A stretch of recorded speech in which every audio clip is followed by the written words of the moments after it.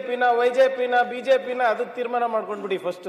ನಮ್ದು ಬಿಟ್ಬಿಡಿ, ನಮ್ದು ಪಾಡಿಗೆ ನಮ್ದು ನಡ್ಕೊಂಡು ಹೋಗ್ತದೆ. ನೀವಲ್ಲಿ ಒದ್ರೂ ಆಗಲ್ಲ, ಸತ್ರೂ ಆಗಲ್ಲ. ನಿಮ್ ಹೈಕಮಾಂಡ್ ನಿಮ್ ಮಾತು ಕೇಳೋರಲ್ಲ. ಈಗ 2 ದಿವಸ ಖರ್ಗೆ ಅವ್ರು ಇದ್ದಿದ್ದಿಲ್ಲ, ಸದನ ಚೆನ್ನಾಗಿ ನಡೆದಿತ್ತು. ಇವತ್ತು ಖರ್ಗೆ ಅವರು ಬಂದ್ರು ಖರ್ಗೆ ಅವರೇ, ಪ್ರಿಯಾಂಕಾ ಅವರೇ, ನಿಮ್ಮದು ಫಸ್ಟ್ ಡಿಸೈಡ್ ಮಾಡ್ಕೊಳ್ಳಿ. ನಾವು ವಿರೋಧ ಪಕ್ಷವಾಗಿದ್ದೀರಿ, ನೀವು ಆಡಳಿತ ಪಕ್ಷ ಇರುವಂತವ್ರು. ನೀವು ಇವಾಗ ಡೈಲಾಮೋದಲ್ಲಿದ್ದೀರಾ.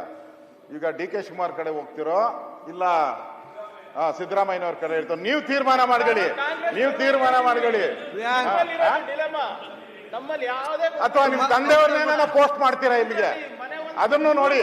ಯಾಕಂದ್ರೆ ಇಬ್ಬರು ಜಗಳ ಮೂರನೇ ಲಾಭ ಅನ್ನೋ ತರ ಆಗ್ಬಾರ್ದು. ಹಿಂದೆ ಬೊಮ್ಮಾಯಿ ಅವರು ದೇವೇಗೌಡರು ಕಿತ್ತಾಡಿದಾಗ ಹೇಗೆ ರಾಮಕೃಷ್ಣ ಹೆಗಡೆ ಅವ್ರು ಬಂದ್ರು, ಹಂಗೇನ ನಾವು ತತ್ತು. ಹುಷಾರಾಗಿರಿ ಶಿವಕುಮಾರ್ ಅವರೇ, ಹುಷಾರಾಗಿರಿ ದಯವಿಟ್ಟು. ಇಬ್ಬರ ಜಗಳ ಮೂರನೇವರಿಗೆ ಲಾಭ.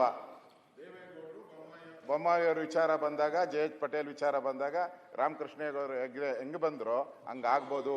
ಹುಷಾರಾಗಿರಿ. ಆಮೇಲೆ ಈ ಪ್ರಿಯಾಂಕಾ ಖರ್ಗೆ ಅವ್ರನ್ನ ನಂಬ್ಕೊಂಡ್ರೆ ನಿಮ್ ಗೋವಿಂದ ಮಾಡ್ಬಿಡ್ತಾರೆ. ಹುಷಾರಾಗಿರಿ.